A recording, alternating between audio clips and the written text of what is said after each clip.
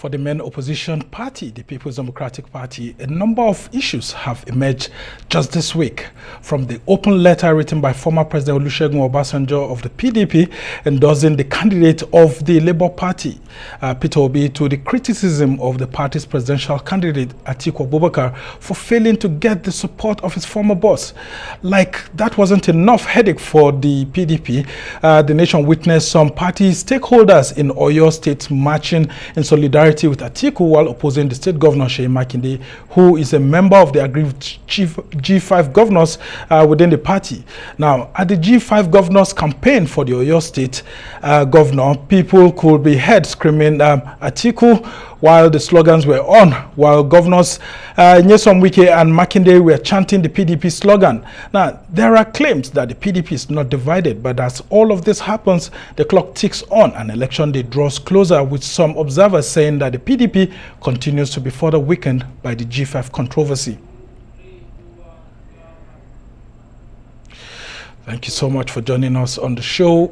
Joining us right now from Asaba, the Delta State capital, is a spokesperson of the PDP Presidential Campaign Council. And of course, we're talking about Charles Aniagwu. Thank you so much for joining us. Let's just go on straight to this democracy, which we started, the Fourth Republic since 1999. By this year, it's going to be 24 years when we started this democracy, since the return to democracy in 1999. And of course, the PDP was instrumental to developing this democracy that we all enjoy. And as a legacy political party, as we approach the 2023 general election, so much is expected from the PDP in terms of its conduct, in terms of rhetoric by members of your party, and of course campaigns to ensure that there's no violent campaign here and there. Tell us how the PDP is preparing to show itself as a good example so that Nigerians may consider whether to give it power back or not. You can see how our presidential candidate and his running mate have continued to approach the issues, while the other political parties, particularly the APC, continue to insult Nigerians by their conduct. Our leaders have continued to maintain a very high sense of decorum. That tells you the maturity that we have in the PDP. And so when those other persons who don't understand what democracy is all about begin to make noise and abandon the issues, we will continue to let them know that democracy has a wheel that grinds very, very slowly. And so for us, the experience we got in the first 16 years and the experience of being in the opposition for about 8 years now, it's not something that anybody can wish away. We have now learned how to do a number of things better that we were not able to do in the first 16 years, because we have learned that ordinarily, based on what Nigerians expected us, that a number of areas where we needed to improve. And which is why we are very pleased with the decision of our presidential candidate to, while out of office, proceed to acquire further education for the purpose of also enriching his knowledge about a number of issues. But beyond that, the continuous interface with the Nigerian people have also emboldened us in as much as it has also empowered us to be able to look at issues the way they are. One major challenge, Sumner, that we have in this part of the world is that everybody do desire democracy and democratic governance, but not many understand that you must have Democrats for democracy to thrive. And so when you saw APC having to insult a man in the caliber of Olusegun Obasanjo just because he endorsed another candidate, you just understand that they are just only seeking for power without understanding that there's going to be a contest. From day one, our presidential candidate Atiku Abubakar and his running mate were very much clear that we're going into a contest with some other very formidable contestants, and that it was necessary for us to interface with Nigerians. And that is why the PDP has been the only party that have gone further than any of the political parties, and I'm sure you are aware of that. Because we do believe that the power resides with the people and we need to interface with them. We also realize that the issues are very, very clear. And there are certain issues where everybody appears to be on the same page. One of such issues is the fact that Nigeria is not working at the moment. No thanks to the very abysmal performance of the APC, particularly in the last 7.5 years. Every other person understands that there is an issue of insecurity. Every other person is very clear on the very low level of our economy and the issue of jobs not being available for those who are capable and willing to work. And so the difference is who is going to be able to right these wrongs, who is going to be able to get us to where we can recover. The PDP ticket, Atiku Ukowa, is that ticket that is very much willing and very capable of addressing these many challenges that everybody is agreed on. And that is why we are confident that Nigerians, knowing that this ticket is unique, will indeed navigate towards the PDP as they approach the ballot on the 25th of February. And so, Sumner, be rest assured that Nigerians have become wiser. It is true that a number of these candidates have got what it takes to be able to govern. But like I said the last time we spoke, that for you to have a presidential candidate, you need to begin to tick a number of boxes.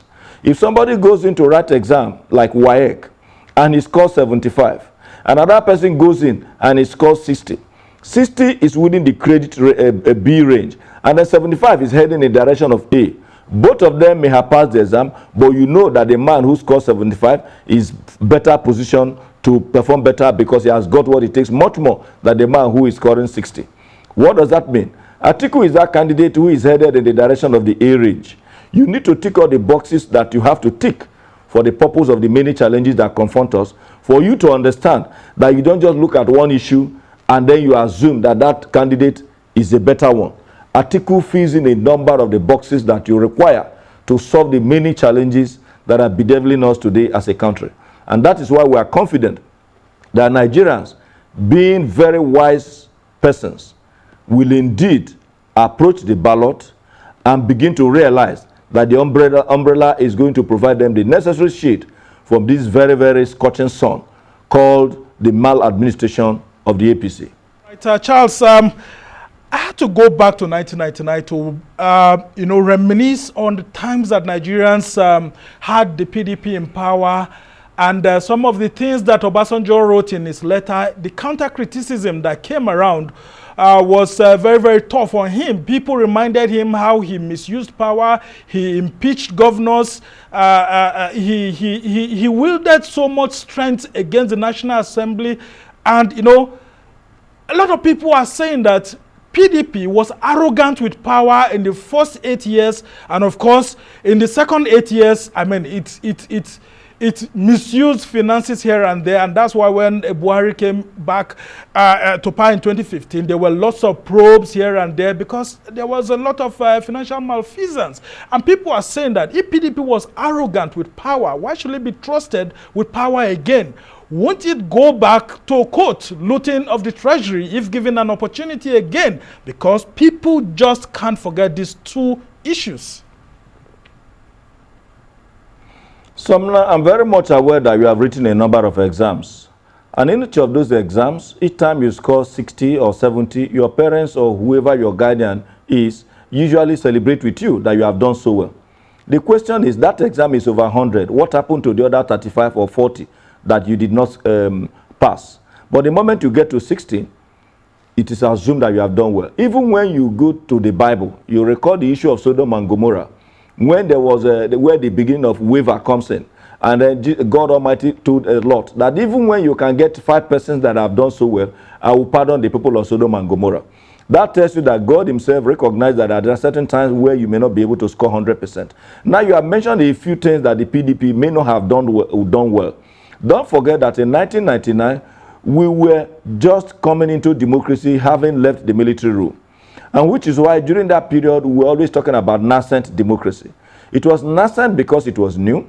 And just like a newborn baby, there are a lot of things we were learning. You walk and you stand, and then trying to stand, sometimes you fall, and at another time you hold some object, and until you begin to stand properly, and then you begin to crawl. After some time, you begin to walk. Even the first step, the second step, you fall. But when it is allowed for some time, you're able to begin to walk very, very steadily. If you look at the administration of Obasanjo and Atiku between 1999 and 2007, that administration bet a whole lot of reforms because we were moving away from draconian military structure to a much more democratic process. At that time, if you also recall, most Nigerians were saying that we do not have democratic rule, but all we have is civilian rule. That was because we were beginning to learn a whole lot of the ropes with respect to democracy. And you must give them the credit that the Obasanjo article were able to bring in a lot of reforms. Needn't I remind you of what was done in the banking sector, which was termed banking consolidation? Prior to that time, our banks were so weak that they were not able to lend to anybody. And even when a bank fails, you lose almost all your belongings, except you go to the reinsurance for the purpose of just getting 50,000, irrespective of the amount you have in those banks. For a very long time now, we have seen banks being acquired, merging, without anybody losing a farthing. That is a credit to Obasanjo and Atiku. You also recall that before that time, we were always going to a night or the phone booth. We queue up for the purpose of just making a phone call across to a brother or sister elsewhere. And it oftentimes, for the few persons that may have the telephone lines in their community, you would have many persons having to queue. That is, it has become a thing of the past, thanks to Obasanjo and Atiku administration. You also recall the pension reforms, where today we are not able to talk about contributory pension. You also have seen the contributory health insurance. You have also been able to see a number of things that was done to make our electoral system become better than it used to be. Today, we are migrating and making progress. We can now talk about the beavers. All these processes started as part of the seed that Obasanjo and Atiku laid. And so when individuals remind us of some of those other little pitfalls, they forgot that even God, when he created us, recognized that when you stand up as a toddler, you may fall. But after a little practice, you begin to stand. And let me give you one other example, Sumner. When Obasanjo and Atiku came, and they noticed that there was a whole lot of corruption during the military era, they came up with the ICPC and the EFCC, believing that that stick approach will, to a very large extent, curb the issue of corruption. But in the course of implementation, they realized that it is not only using the stick approach, that you needed to also bring in some reforms that will speak to preventive approach. Because the EFCC and the ICPC is more of curative, because you may have committed the act before they can swing it to action. And then that brought about a whole lot of reforms, including a single treasury account, including a number of other things that was put in place for the purpose of reducing corrupt practices. If the PDP administration was allowed to stay, by now, most of the challenges we had or we are having would have become a thing of the past. And so, Nigerians must first of all look at where we were coming from in 1999, the reasonable progress that was made, including the return of the middle class. And that if that administration had continued, a number of things would have happened. Many industries were coming back to life, and you can attest to those things. And that and more is what Atiku is promising Nigerians. Yeah, but you also remember, make the country better. You also remember that Atiku and Obasanjo's government are also being criticized as having conducted one of the worst presidential elections in 2007, to the extent that the beneficiary of that election, led President Umaru Musa Yar'Adua, had to stand and say that, look, the election that brought me into power was actually, terrible.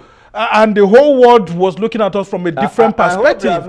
And then just hold on. And then just hold on. The issue of corruption and PDP are tagged together, including Atiku Abubakar now saying that he's promising a restructuring of the country. If that Obasanjo Atiku government could withhold funds for local governments meant for a Lagos state, which the APC is using to campaign against you, why should Nigerians trust Atiku that if he comes into power, he would actually go ahead with that restructuring agenda, considering the precedents that has been laid in the past?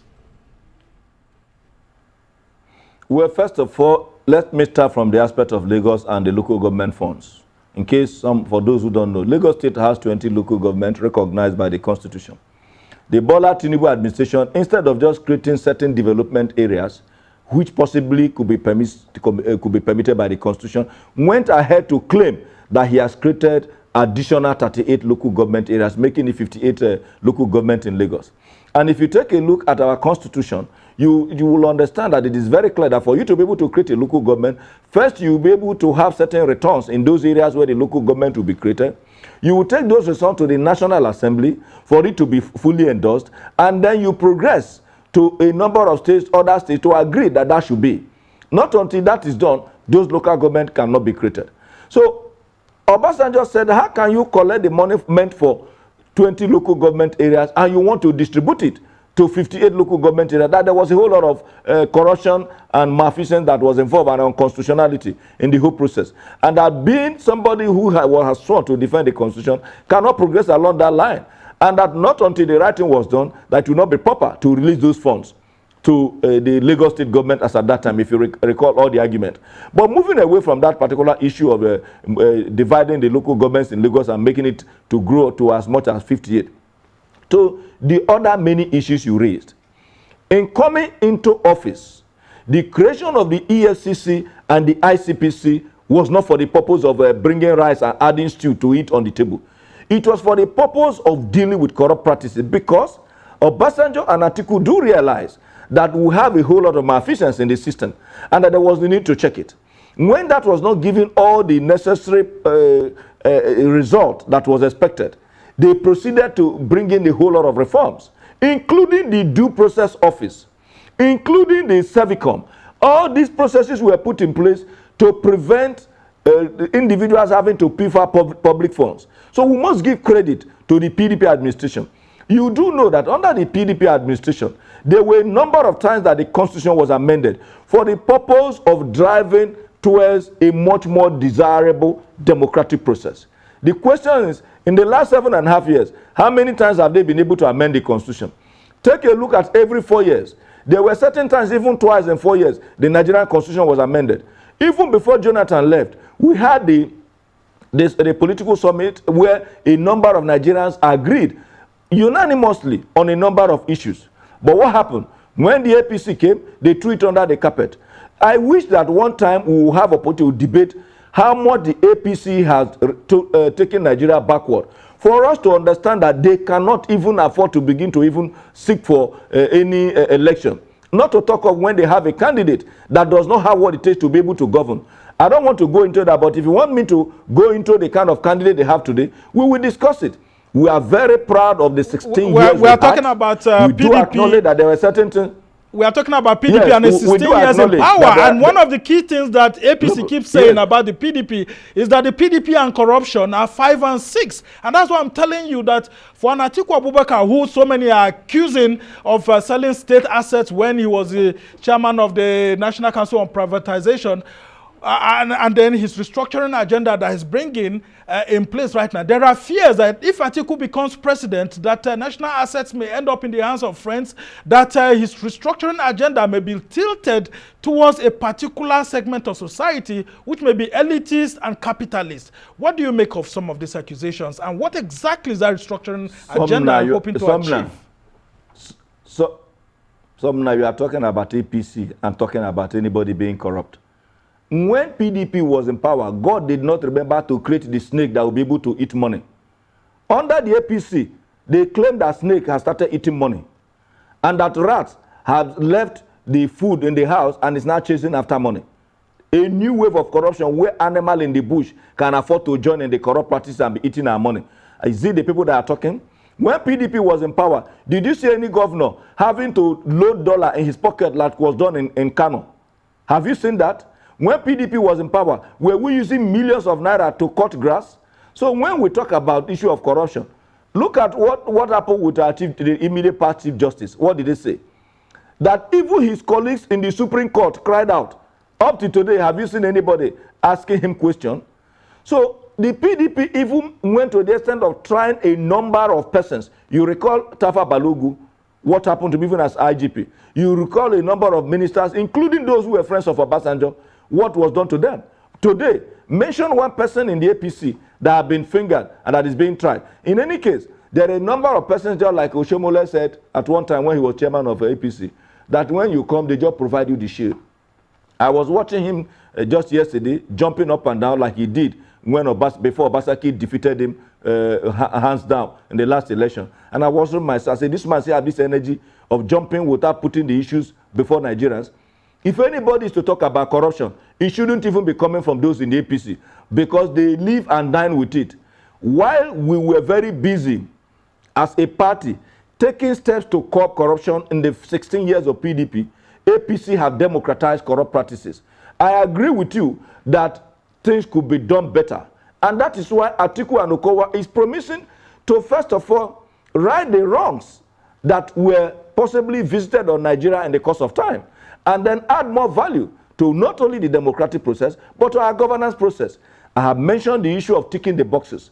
Atiku fill into those boxes to be able to deal with issues of corruption. And you mentioned the issue of selling of state assets, and I wonder what that means. The government, under the PDP, saw that there was a need to bring in the private sector for the purpose of harnessing their expertise and for the purpose of using that expertise to turn around a number of moribund industries. And what did they do? That happened. That both of us are interacting today, irrespective of the distance, is a product of that privatization. What happened in a number of other sectors? You recall before that time, how many banks did we have? I hear a number of persons talking about diversifying the Nigerian economy. Which economy? Nigerian economy has for a very long time been diversified. What has not been diversified is government sources of revenue. We have continued to have the private sector playing their role in different parts of our economy, even before I was born. The only thing you need to do is to have to stimulate these different sectors and for government to at least offload a number of the things in its kitty for the purpose of having much more interface in the private sector. And how does Atiku Abubakar intend to do that? Atiku has been involved in production. Atiku is the only candidate in this election, and I want you to investigate it, that has been involved in production. Every other candidate has been involved in consumption. Atiku has companies that are involved in production, APC's and you know vice them, presidential except you want me to mention them. If I may chip in, say that your principal What is is the selling name of his water. company? He's bottling water and selling that. I mean, selling water does not make you a manufacturer. I mean, I don't know. You must have listened to Kashim Shettima when you hit your principal on that. No, you can see you are even smiling because you know that those persons are just joking. I don't want to call them jokers because we respect elders where we are from. But you know that that attitude tends to suggest that that is who they are. Now, if you listen to Kashim Shettima, you will understand that that man, I don't know how he managed to become a governor, but I don't want to go into them because that is not the issue. The issue is what pains Nigerians today. Bola Tinubu is recorded to be a very, very rich man. I challenge you, Sumner. You are a very capable and a very worthy journalist. Mention one company, only one, not two, owned by Bola Tinubu. Tell me the source of his income. They will come and tell you that he took the Lagos economy from a 600 million naira economy to a 50 billion naira economy without telling you how much is taken from that 50 billion. They tell you that they have done this, that he's taking you to Lagos, and I've asked them, please always come, let's go to that Lagos together. Well, Charles, sorry to interrupt. Sorry to interrupt you here. There's a company called Alpha Beta Consulting, and I'm very sure you would have been very familiar with that company. Go and tell, no, please, I don't want you to progress in error. I don't want you to progress in error. Go to Corporate Affairs Commission. If you want to know the company owned by anybody, you go to Corporate Affairs Commission. You will see the articles of incorporation and memorandum of incorporation. You will see that Bola Tinubu's name is nowhere. He does not have any company in his name in Corporate Affairs Commission. There are people that are listening to me. Let them call my very good brother Festus Kiamu. Let them call Fanika Odi, let them call Oyelowo, let them call let them come and tell you which company belongs to Bola Tinubu. If they mention one, next time I will not mention his name. Not a single company in his name. And he's recorded to be stupendously rich at a time where people that they are collecting the taxes from in Lagos are suffering. Atiku, I can mention 5 or 6 companies that are very well known to Nigerians that are into production. He started it. Is what I would do. Tell me any of the other presidential candidate that has a production company. Our brother P2B is only into importation of goods, which is consumption. Each time I hear him mount the podium, I say, I want to take Nigeria from consumption to production. And I ask, where has he been all this while? The only thing he's involved in is consumption. And he's not telling us that he wants to take us to production. How can he begin to give you what he doesn't have? Atiku is giving you what he has. Understanding that when you produce, you are able to generate a number of jobs. You are able to take advantage of the many raw resources that material we have in this country for the purpose of adding value and indeed boosting our economy. And so he stands far away from any of the other candidates in this election. But this Atiku you're talking about, that if Nigeria, This Atiku you're talking about has been denounced by his boss. I mean, his boss left him and didn't pass a vote of confidence on him, but skipped him to go ahead and endorse a Peter Obi. I mean, if you've worked with someone and that person cannot vouch for you, isn't that something that should lead people to question your capacity to be able to govern, especially a country like Nigeria? Why would someone like an Obasanjo skip an Atiku Abubakar and go for a Peter Obi of a Labour Party that is not so strong, like critics have said? Sumner, I watched you in one of your programs when you were showing us what happened in Kenya between Uhuru Kenyatta and his vice. I hope you remember that Uhuru Kenyatta did not support Ruto. Today, who is the president of Kenya? And I just needed to put that straight. But let us come to the issue of endorsement.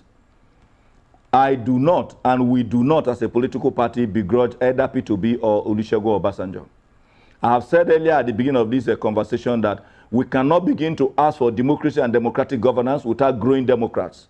And one of the major ingredients of democracy is freedom of expression, which can come in many ways. Either you vocalize your views, or you can do it by way of movement, to join a group or to get out from a group.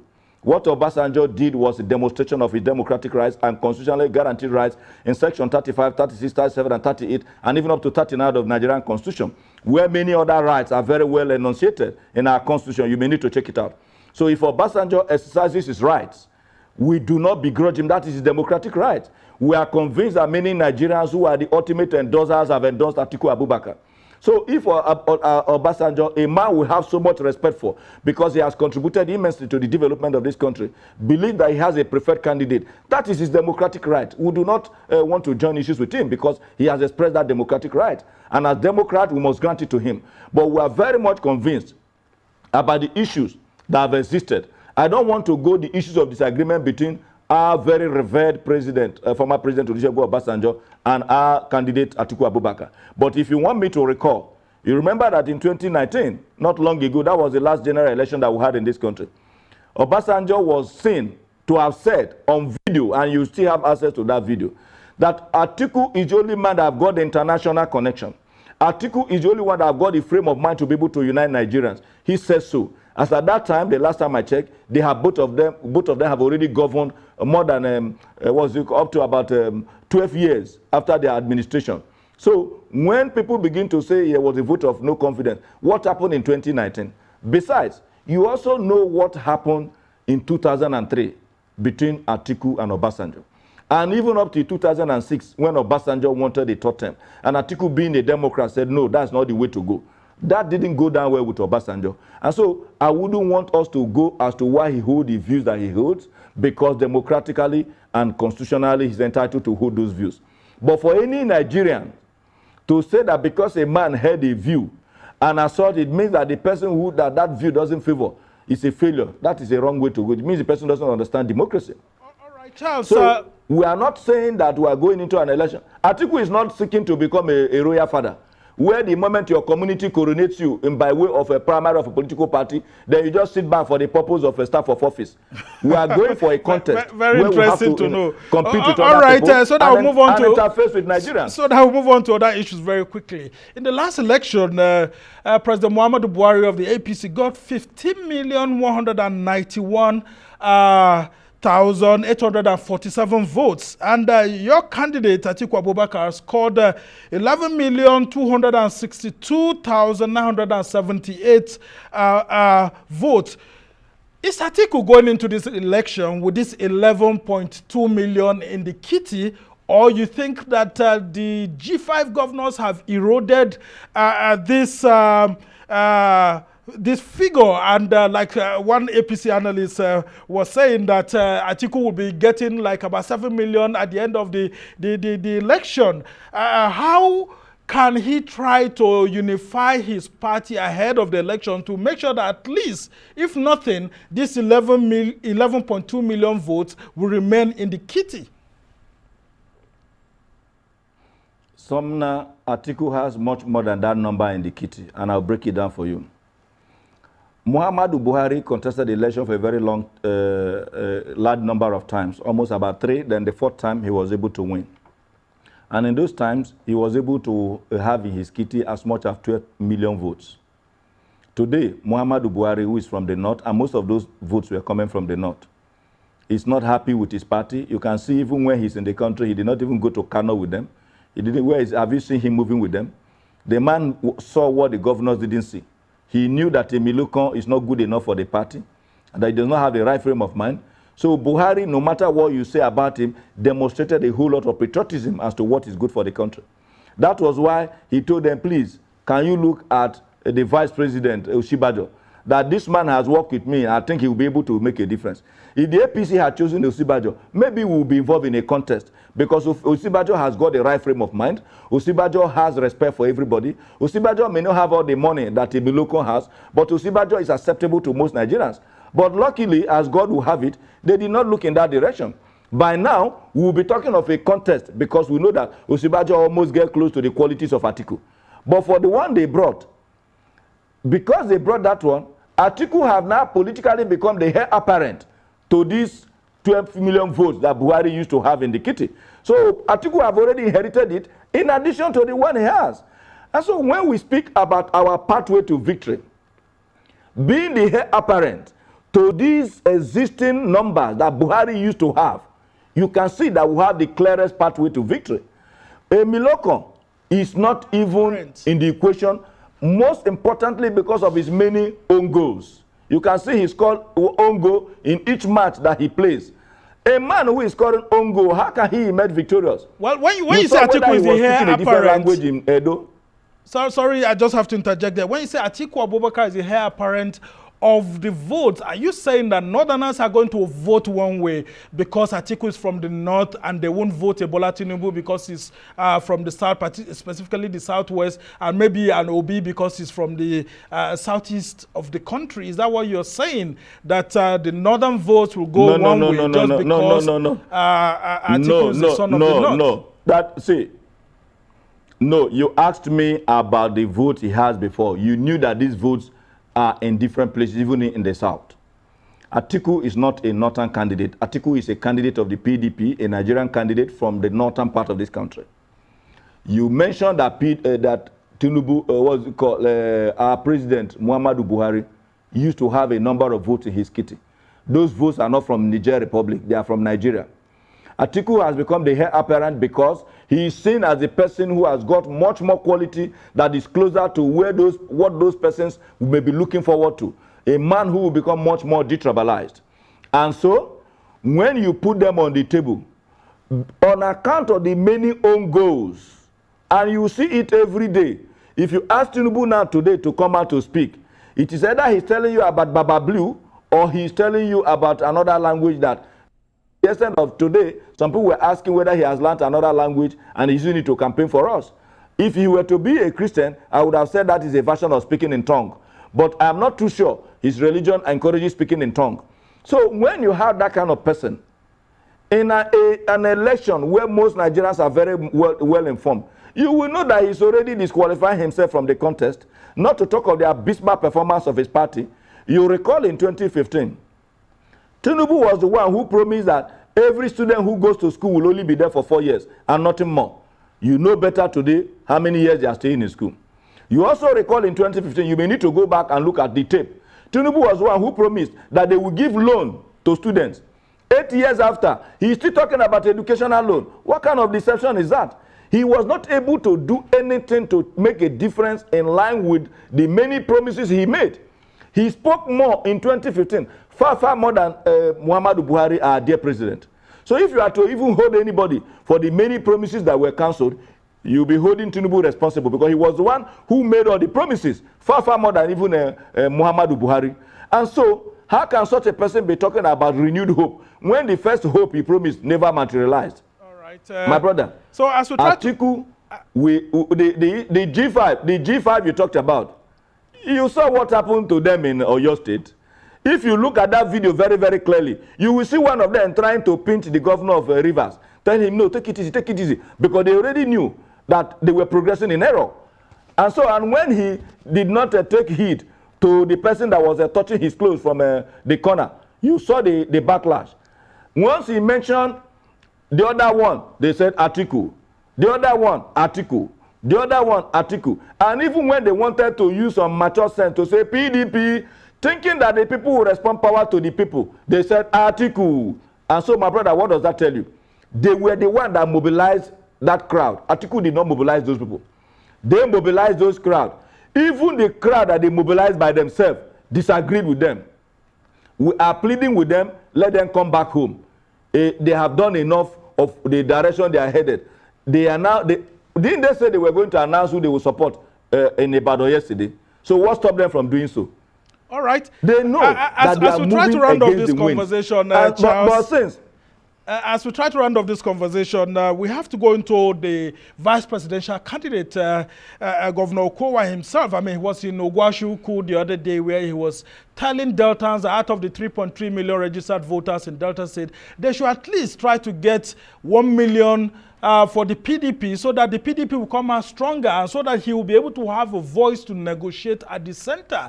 I want you to curate the support that Governor Okowa is providing to the PDP presidential flag bearer throughout this period. I told you in one of our interviews that in our DNA in Delta, if you bring in a medical doctor to take a blood sample, you will see PDP very boldly written. PDP is an indigene of Delta. And so even when we don't campaign, our people will vote PDP. But because Okowa, the governor of Delta State, has performed in a number of sectors, whether it's in the area of job creation, whether it is in the area of infrastructure, whether it's in the area of uniting the people, whether it's in the area of modernizing a number of our communities, our people will vote more for us.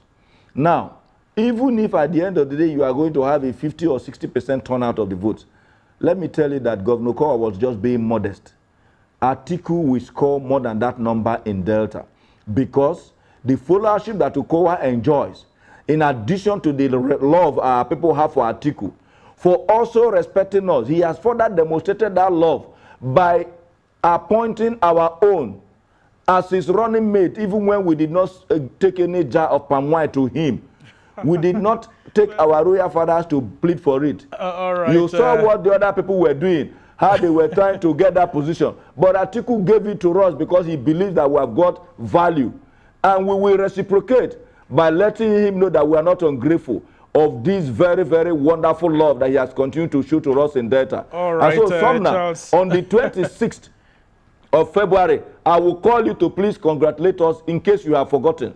And I will let you understand that we will still accommodate the G5 because our business is to form government of national when you have the APC, when you have the APC at your backyard with the deputy president of the Senate, I mean, every now and then trying to eat into your votes, I wonder how you'll be able to deliver over 1 million votes to the PDP presidential flag bearer. If you are talking about taking maize, if you are talking about taking maize from the assembly, we will concede to him that he has more ability in that direction.